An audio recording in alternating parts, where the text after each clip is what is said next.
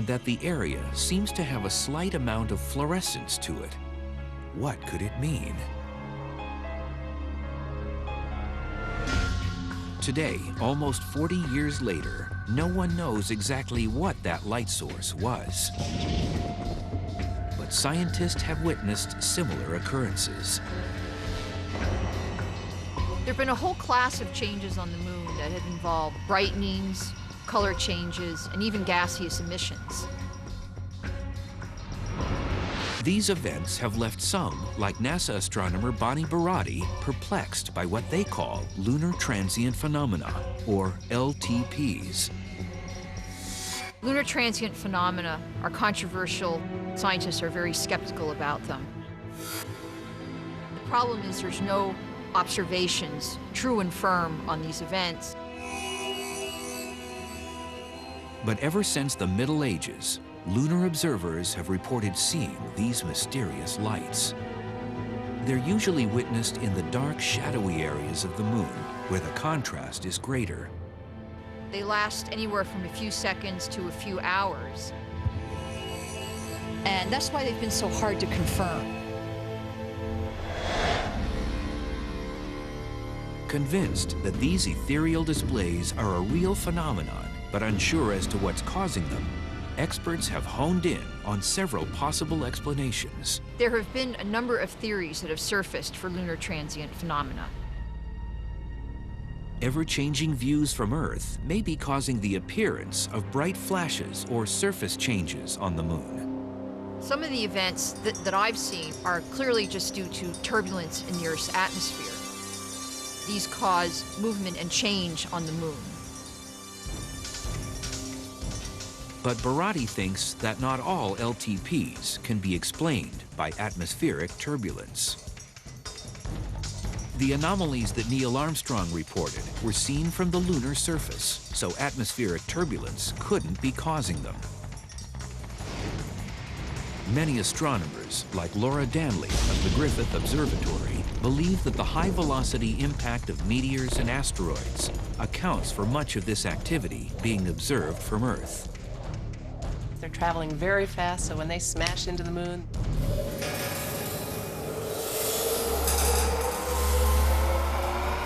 there's a big, bright explosion, really. These impact explosions, known as fireballs, may be one source of the activity, but that premise has a gaping hole in it. Even though we've seen these flashes on the dark side of the moon, we haven't identified a crater associated with any of them. And that's where we get into the controversy. There hasn't been any large event that has been unequivocally observed. Another possible explanation is that when a meteor hits the moon and creates a massive crater, landslides around the crater rim kick up mountains of lunar dust. The fine dust could absorb and scatter light rays, or make it appear as if the moon has somehow changed its surface features. It's possible that if a landslide occurred on the moon, you would see something from the Earth, the edge of a crater being obscured, a cloud-like feature forming. In other words, we would see a crater wall, an LTP, and then a collapsed crater wall. We've never seen that yet.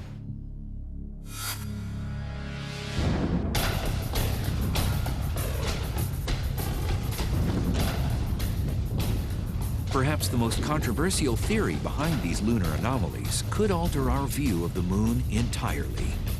It would challenge the belief that the moon has been geologically inactive for millennia.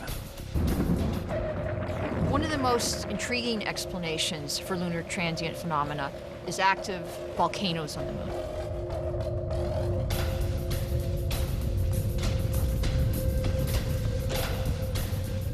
This is the most scientifically important because it would tell us that the moon is still geologically active. Photographs taken during the Apollo space missions revealed a rocky formation on the lunar surface called the Ina structure. With this data, scientists speculated that the moon could have experienced volcanic activity in the last million years. The information was groundbreaking, and it meant that volcanic activity could be the primary source of LTPs, but most scientists are yet to be convinced.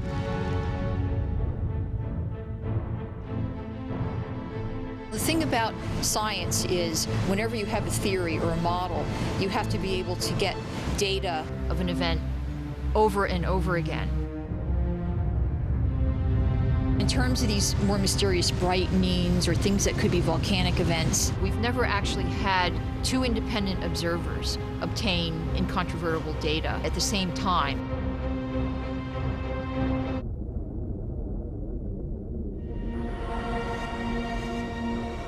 Even if the moon isn't geologically active, some astronomers believe there may be gases left over from a time when the volcanic activity was prevalent. If residual gases reached the surface, the sun's rays would scatter colored hues of red and blue from the gas particles.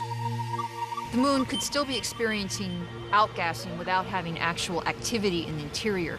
There are minerals in the moon that produce gases, and they seep up to the surface of the moon and come out. With so many lunar transient phenomena theories out there, which is the most plausible? Dr. Barati doesn't point to one explanation for the phenomenon. I think the reasons for LTP are probably myriad. I think there's more than one explanation. It's not just one phenomenon, it's many different types of activities. For now, the cause of the elusive lunar transient phenomena may remain hidden on the dark side of the moon.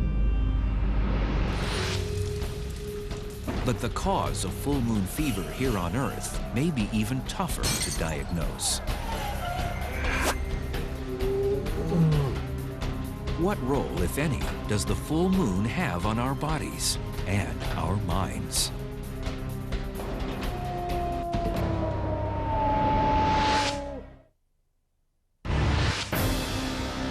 When it comes to exploring the mysteries of the moon, perhaps the most celebrated and controversial is whether our satellite has any influence on the mind and body. We know that there's some relationship between the Earth and the Moon. And so it's perhaps not such a great leap to imagine that the different changes, the full moon, might have some influence on people. There are lots and lots of mysteries, physical and psychological.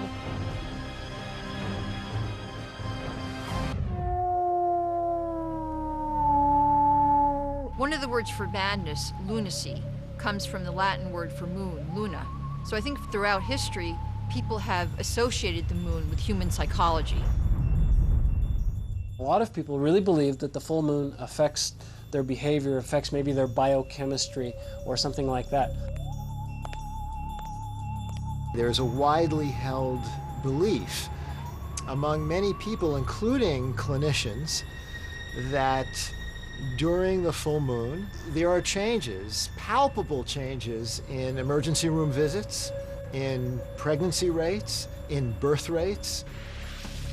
There is a mythology about behavior, which changes consistently with the phases of the moon. Anecdotal evidence abounds, but does science support the belief that a full moon has a measurable effect on the Earth's occupants? People have long tried to associate the moon and the gravitational effects of the moon with behavior in people and animals. Fact, the moon stirs up the oceans, which make up 70% of our planet. So if the human body is made up of 70% water, wouldn't that mean the moon has just as much pull on human beings? Some respected members of the medical community have reported changes in human behavior and physiology during full moons. We must be open-minded and, as careful observers, continue to posit some relationship between changes in the lunar cycle and the way in which we behave, the way in which our health and disease patterns move ahead through time. Then we probably need to ask in creative and critical and rigorous fashion the question, is this possible?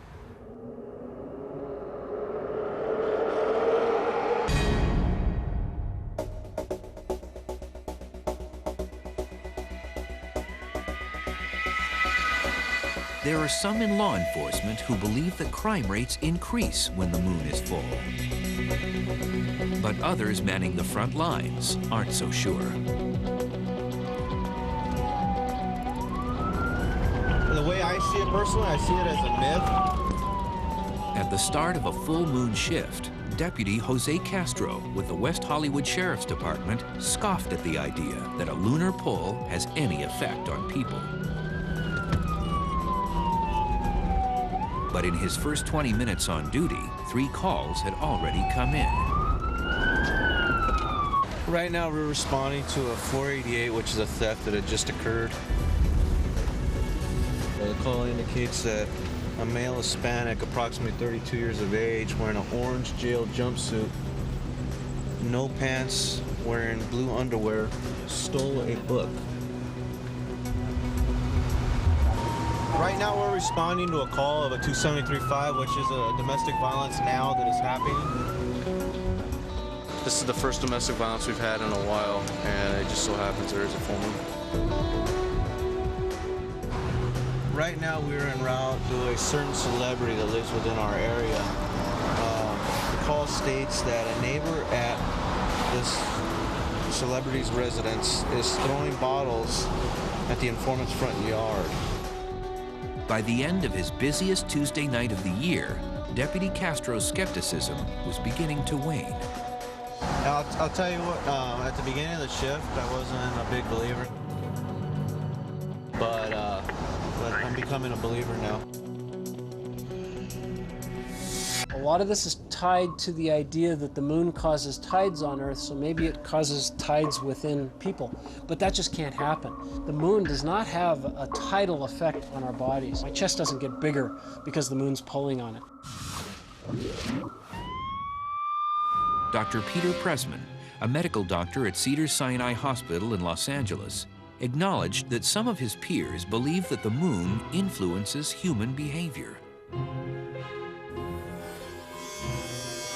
Physicians who believe that the moon does affect our bodies and our behavior come to that conclusion on the basis of their observations. Now, those observations may be very skewed, they may be very situational, and they may not mean a thing, except that that's what somebody has observed. But Pressman suspects the claims may contain a bias that's based on personal experiences. If you look at the evidence, you find that there really is no clear mechanism for the influence of the moon with health and disease in human beings. Nevertheless, there continue to be astute clinicians and careful observers who insist that they do see relationships. People's behavior is driven by what they believe, and if you believe there is something magical about the moon and it holds a spell over you, then perhaps you will change your behavior. Whether the full moon has any measurable impact on body and mind will continue to be a source of debate and part of the mythology of our moon. And there are other mythological legends surrounding our closest neighbor. Even then, not everyone can see the man in the moon. The man on the moon are these giant, dark areas that create what some people think looks like eyeballs and a nose and a smiley face.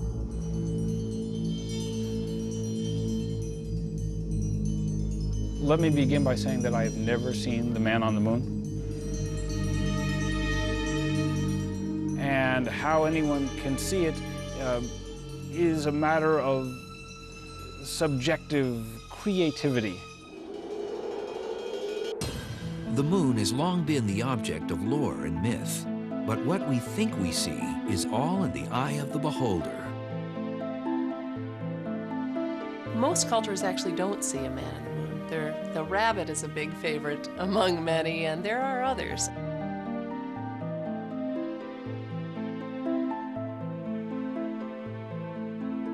But everyone who looks up at the moon can see light and dark areas on the lunar surface. And these are not an illusion, but very real mountains and valleys. The light areas are rugged cratered highlands known as terrae, Latin for lands. The highlands are part of the moon's original crust that was shattered by the impact of meteoroids, asteroids, and comets. The darker areas on the moon are known as Maria.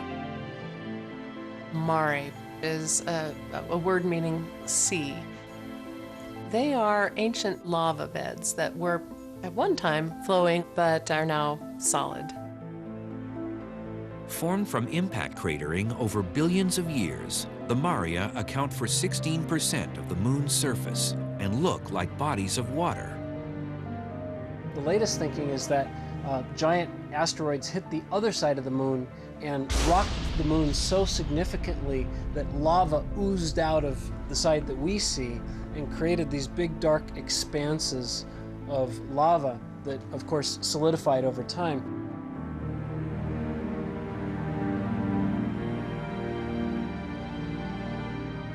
The ancient volcanic activity that formed the contrasts of dark and light have inadvertently created what some see as the features of a human face. The eyeballs are actually the Mare Imbrium, Sea of Rains, and the Mare Serenitatis, which means Sea of Serenity. The nose is the Sinus Estum, which means Bay of Billows. And the open mouth is the Mare Nubium, the Sea of Clouds, and the Mare Cognitum, or Sea of Knowledge. For humans to see a man on the moon may be our way of trying to understand the lunar mystery and how we're inextricably connected to it. Many mysteries of the moon have influenced our civilization in dramatic ways. Ancient man based his calendar, agriculture, mathematics, and astronomy on the changing but consistent phases of the moon. Every month, the moon appears to change its shape during an 8-phase spin cycle. Why does the moon have phases? The phases of the moon occur because as the moon orbits around the Earth, we see more or less of its lit side. The light we see being reflected from the moon is actually coming from the sun. Imagine the sun is over there, and this is the Earth, and this is the moon. When the moon is fully lit by the sun, and we can see that lit side, it's a full moon. As the moon goes around the Earth, we see less and less of the lit side and more of the dark side. The full moon occurs when the moon is on the opposite side of the Earth from the sun, and the lunar surface facing us is fully lit. The shapes of the phases of the moon are due to our perspective on Earth, seeing more or less of the lit side of the moon. It's not a case of, for example, the Earth blocking some of the light that would have otherwise struck the moon. That does occur, however, during an eclipse. And that terrestrial perspective can sometimes play tricks on us. When it comes to the moon's size, looks can be deceiving.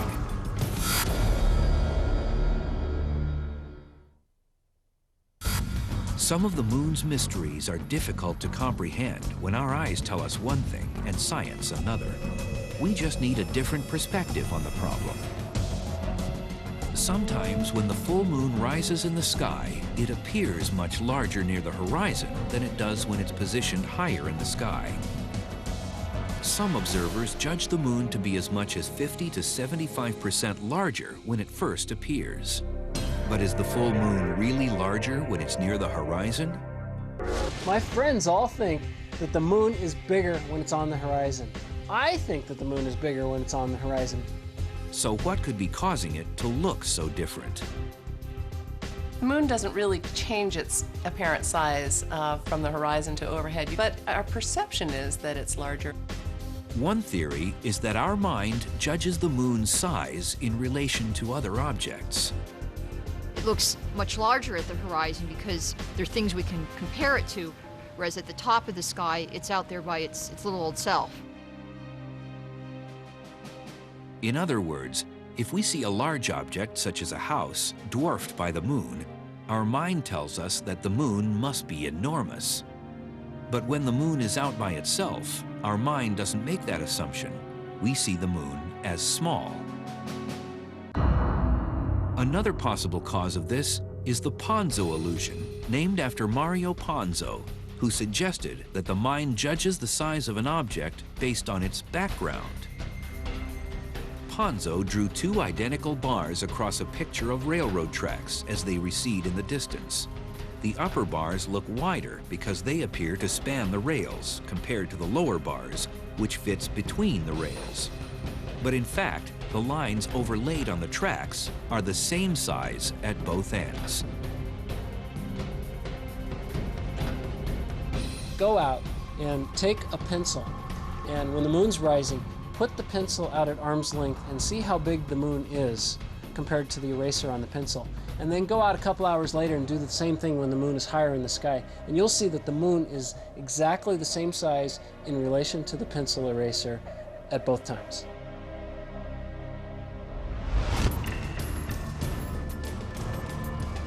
The moon may play tricks with us when it comes to judging its size. But there's nothing imaginary about its effects on our Earth.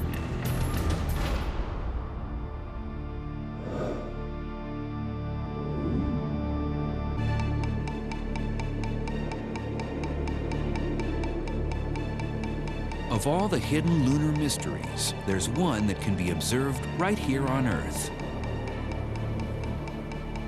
It may be the most influential phenomena that can be attributed to the moon. From our place on Earth, tides just appear to be the times of day when the sea rises and falls.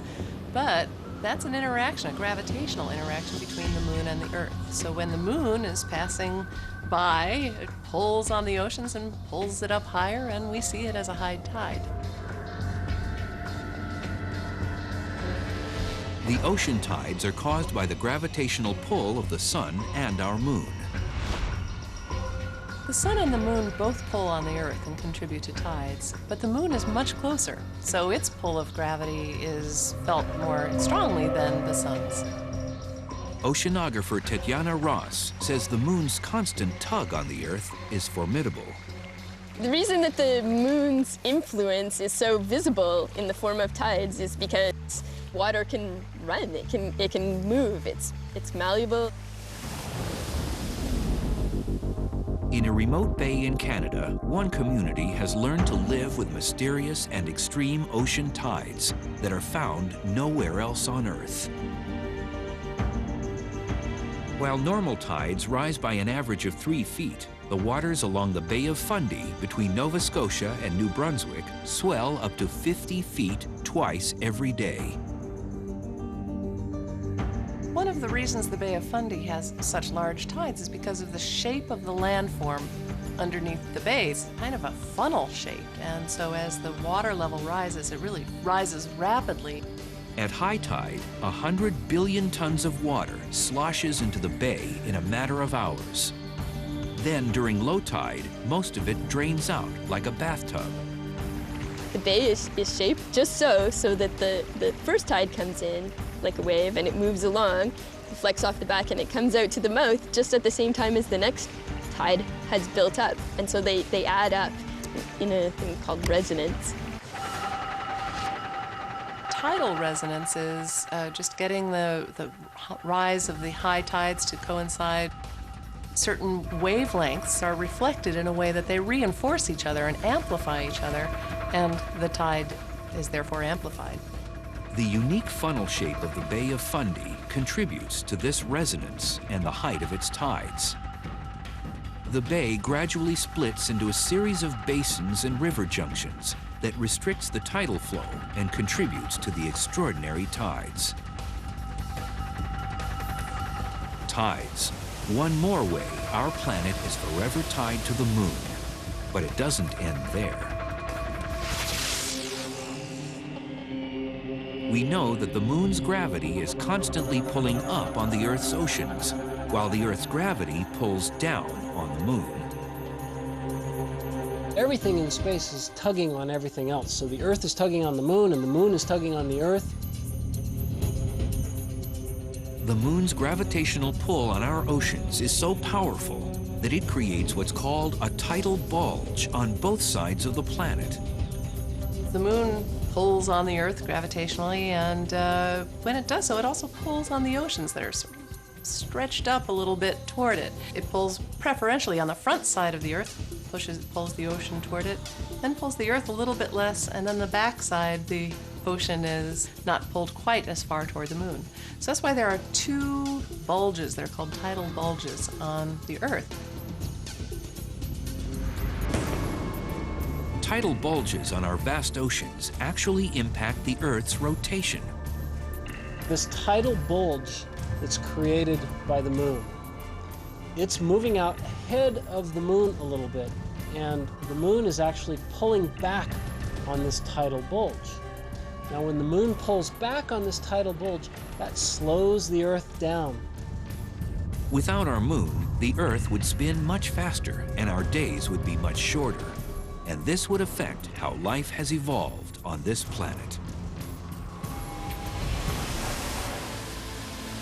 But these tidal forces, which tie the Earth to the moon, travel a two-way street. Our Earth also has an undeniable effect on the moon. So if the moon had water on it, would the Earth's gravitational pull cause similar tides on lunar oceans? The answer is yes. In fact, billions of years ago, the moon was almost entirely made up of liquid, but not water. When the moon was first formed and very young, it was entirely liquid rock, magma. The moon would have been like a blazing inferno in the sky.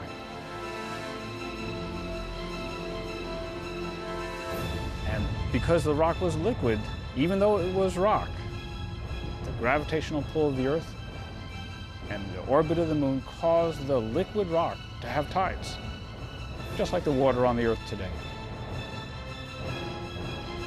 Over time, the moon and its lava tides cooled into a solid, desolate landscape. But the gravitational relationship between the Earth and the moon has never ceased. But imagine if there was no moon making an appearance each night. How different a world would it be?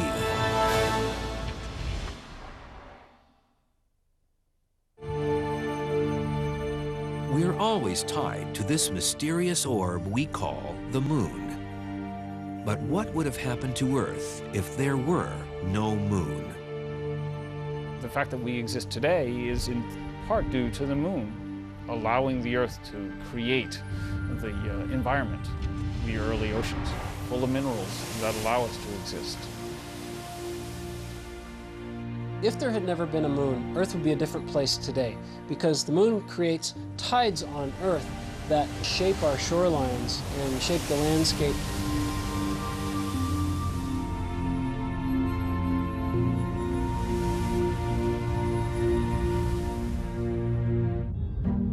Here's how the moon impacted our evolution. About 4.5 billion years ago, the gravitational forces between the moon and Earth were much stronger. When the moon was formed, it was much, much closer to us than it is today. It took only 5 hours for it to orbit the Earth, and it was huge in the sky because it was so much closer. And more gravity exerted onto the Earth from a closer moon meant the world to our fate as a species. When oceans first washed our planet under a closer moon, the tides were 1,000 times greater than they are today. You could imagine that instead of having a 10-foot tide like we have today, you'd have a 10,000-foot tide. So you would have 10,000-foot tides rushing inland. These intense tides help create the right conditions in the oceans for life to develop. Tides rip the outer layers of the crust off of the Earth and put them into the ocean. And that mineral-rich soup, the primordial soup, was capable of developing and evolving life. And some scientists believe that tidal pools would have been an ideal setting for life to evolve and adapt to a terrestrial environment.